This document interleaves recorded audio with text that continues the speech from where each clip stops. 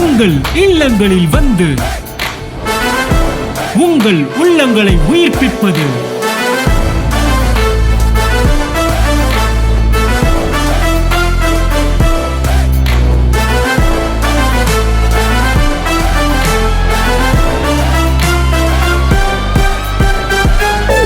உங்கள் channel DJ.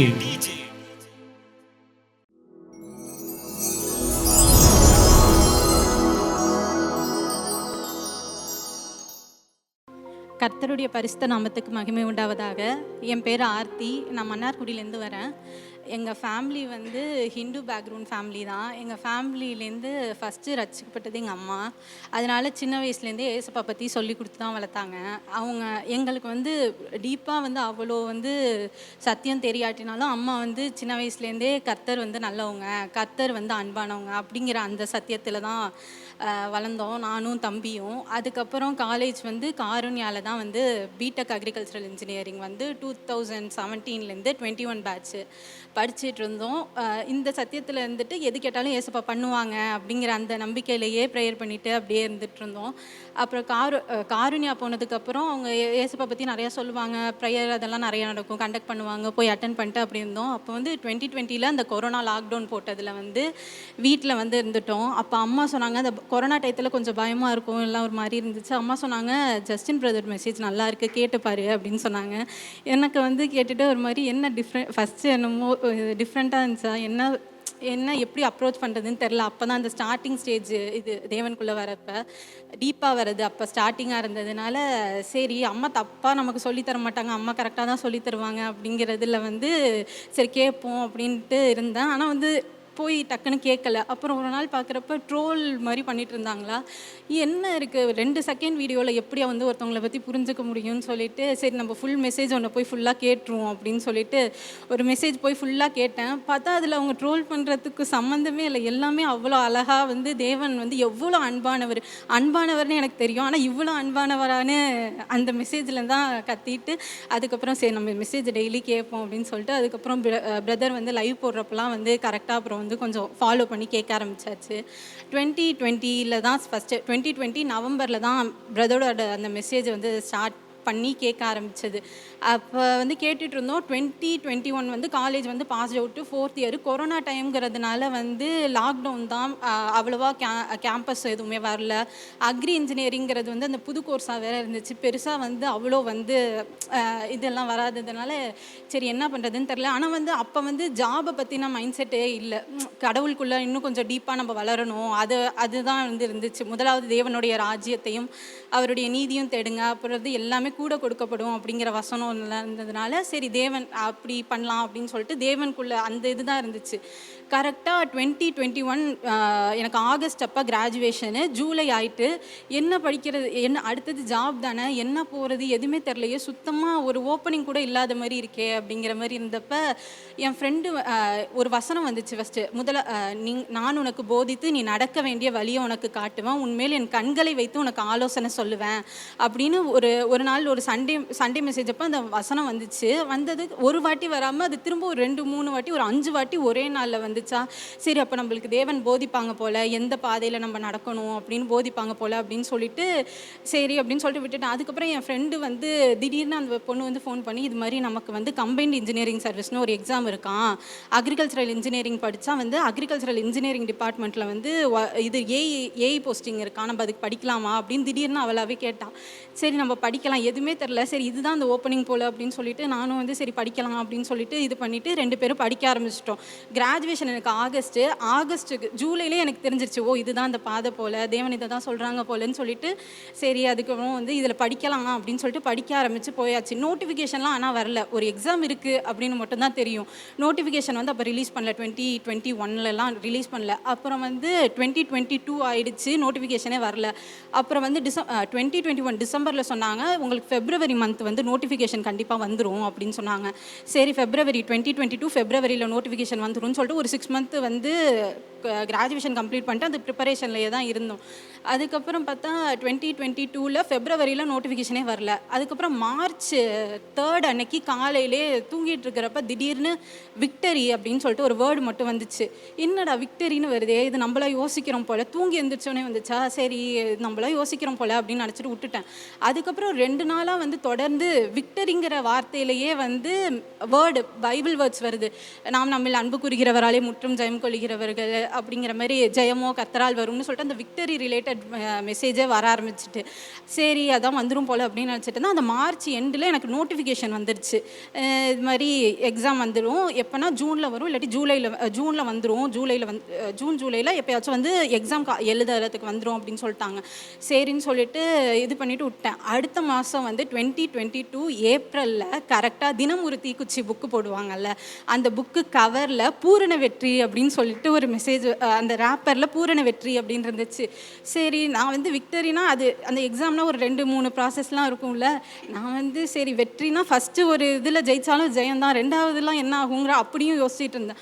பூரண வெற்றினா என்னது, கர்த்தரை தெய்வமாக கொண்டவர்கள் பாக்கியவான்கள், அவர்கள் நடுவழியில் நின்று போவதில்லை அப்படின்னு சொல்லிட்டு அந்த வசனமும் சொல்லிட்டு தேவனோட அந்த வசனத்திலேயே வந்து என்னை நான் அப்படியே பலப்படுத்திக்கிட்டே இருந்துட்டு இருந்தேன். அப்புறம் எக்ஸாம் வந்துருச்சு. அதுக்கப்புறம் எக்ஸாம் ப்ரிப்பரேஷன் அப்போ அந்த நான் பயம்லாம் கன்ஃபியூஷன் அதெல்லாம் சகஜமாக வரும் அந்த எக்ஸாம் ப்ரிப்பரேஷன் அப்போ வந்து பிரதர் மெசேஜ் கேட்குறப்ப பிரதர் சொன்னாங்க, do your best, God will do the rest அப்படின்னு சொன்னாங்களா.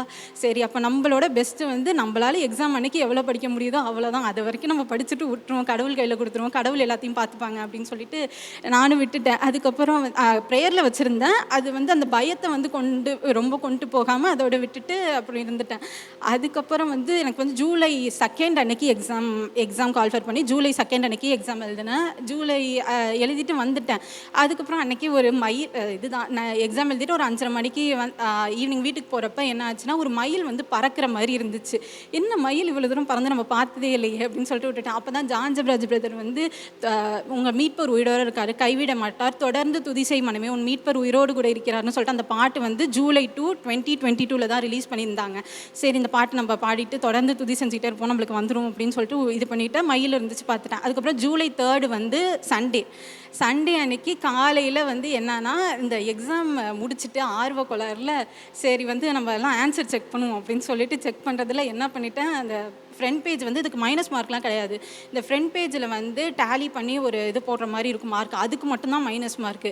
நான் வந்து பார்த்துட்டே இருக்கேன், பார்த்தா அதில் கோளாறு பண்ணி வச்சுட்டேன், மைனஸ் மார்க்கில் போயிடுச்சு. அது பார்த்துட்டு மெசேஜ் பாட்டிக்கு வீட்டில் தான் ஆன்லைனில் தான் கேட்டுட்ருப்போமா, வீட்டில் மெசேஜ் பாட்டிக்கு ஓடிக்கிட்டு இருக்கு, சரி பண்ணி வச்சிட்டோம் அப்படின்னு சொல்லிட்டு பயம் வந்துருச்சு. மைனஸ் மார்க்கில் போயிட்டா காம்படிஷன் வேறு நிறையா இருக்கே, என்ன பண்ணுறதுன்னு தெரியாமல் இருந்ததில் அதுக்கப்புறம் பார்த்தா பிரதர் அன்னைக்கு ஜஸ்டின் பிரதர் வந்து மெசேஜ் கொடுத்தாங்க. அதில் வந்து மயில் பற்றி சொன்னாங்க. என்னன்னா, நான் வந்து ரொம்ப நாளாகவே வந்து மயில் வந்து ஸ்டேஜில் நிற்கிற மாதிரி ஒரு இது வந்துச்சு, ஸ்டேஜில் மயில் இருந்துச்சுன்னா நான் பெருமைன்னு நினச்சிக்கிட்டு இருந்தேன். அதுக்கப்புறம் ஒரு சிஸ்டர் சொன்னாங்க, மயில்னு இருந்தால் பெருமை கிடையாது, அது ரிசரக்ஷன் அப்படின்னு சொன்னாங்க அப்படின்னு சொல்லிட்டு பிரதர் சொன்னாங்க. அப்போ தான் எனக்கு தோணுச்சு, ஓ அதுக்கு தான் நம்மளுக்கு நேற்று மயிலை காமிச்சாங்களோ, நம்ம இந்த வேலையெல்லாம் பார்த்துட்டோன்னு கண்டுபிடிச்சிட்டாங்க, சரி நம்மளுக்கு தைரியம் கொடுக்க தான் மயிலை காமிச்சிருக்காங்க போல் அப்படின்னு சொல்லிட்டு. அதுக்கப்புறம் நம்ம மீட்பர் உயிரோட தானே இருக்காரு, நான் மதியனமாக செஞ்ச வேலையெல்லாம் அவர் மாற்றிடுவார் அப்படின்னு சொல்லிட்டு அதுக்கப்புறம் சரி மீட்பர் உயிரோட தான் இருக்காருன்னு சொல்லிட்டு அந்த 22 ஜூலை அப்படிலாம் ஓடிக்கிட்டு இருந்துச்சு. ரிசல்ட் ஆனால் ரொம்ப லேட் பண்ணிட்டாங்க, என்ன பண்ணுறதுன்னு தெரில, ரொம்ப லேட்டாக தான் ஓடிக்கிட்டு இருந்துச்சு. அதுக்கப்புறம் நவம்பரில் வந்து குரூப் 2 எக்ஸாமோட அந்த ரிசல்ட் விட்டுருந்தாங்க. அதுக்கு என் எக்ஸாம் வந்து ஜூலையில் நடந்துச்சு, குரூப் 2 எக்ஸாம் வந்து மே மந்த் நடந்துச்சு 2022லேயே. அப்போ வந்து நவம்பர் மந்த் வந்து விட்டுட்டாங்களா குரூப் 2 ரிசல்ட் வந்து ப்ரிலிம்ஸ் மட்டும் விட்டுருந்தாங்க. அதில் வந்து நான் சும்மா எழுதியிருந்தேன், ஒரு முன்னாடி ஒரு இதுக்காக போய் சும்மா எழுதி வச்சுருந்தேன். அதில் பார்த்தா சரி என்னமோ நான் வந்து ஃபுல்லாக நல்லா படிச்சு எழுதுன மாதிரி சரி வந்துடும் இதுலேயும் வந்துடும் அப்படின்னு சொல்லிட்டு போய் பார்த்தா அதில் வரல என் நம்பர். அவ்வளோதான் பயம் வந்துருச்சு, படுத்துட்டேன். வீட்டிலலாம் யார்ட்டையுமே சொல்லலை, படுத்துட்டு என்ன பண்ணுறதுன்னு தெரிலையே அப்படின்னு சொல்லிட்டு படுத்துட்டேன். அது வந்து பிரதர் மெசேஜ் நைட் அந்த ஷார்ட்ஸ் மாதிரிலாம் வரும், நைட்டு போடுவாங்க, நெக்ஸ்ட் டே மெசேஜ் வந்து நைட்டு 10:30 போடுவாங்க.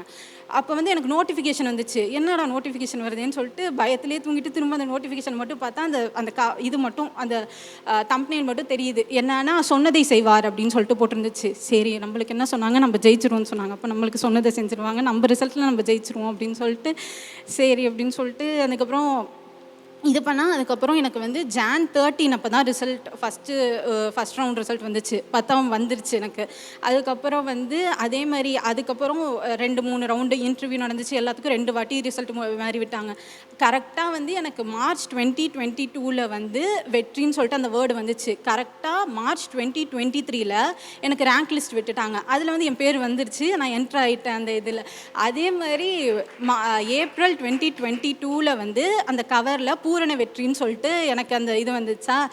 அதே வந்து April 2023 ஏப்ரலில் எனக்கு அலாட்மெண்ட் லெட்டரும் கொடுத்துட்டாங்க. கவுன்சிலிங் போயிட்டு உங்களுக்கு வந்து சீட் அலாட் ஆகிட்டுன்னு சொல்லிட்டாங்க. அதுக்கப்புறமும் ஒரு வருஷம் வந்து அந்த கோர்ட் கேஸ்னு சொல்லிட்டு எல்லாம் ஒரு மாதிரி போயிட்டு எல்லாமே ஒரு இதாக தான் போயிட்டு இருந்துச்சு. அதுக்கப்புறம் 2024 ஃபெப்ரவரியில் தான் போய் ஜாயின் பண்ணேன். அதுக்கப்புறம் 2024 மார்ச்சில் சேலரி ஃபஸ்ட்டு கிரெடிட் பண்ணாங்க.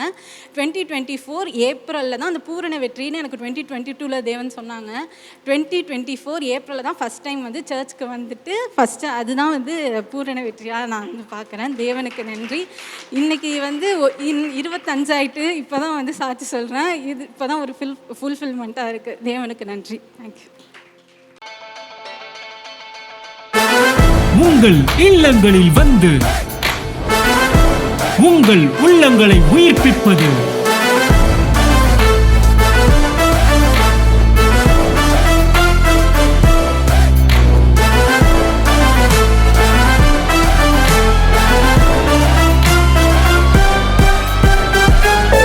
உங்கள் சேனல் DJ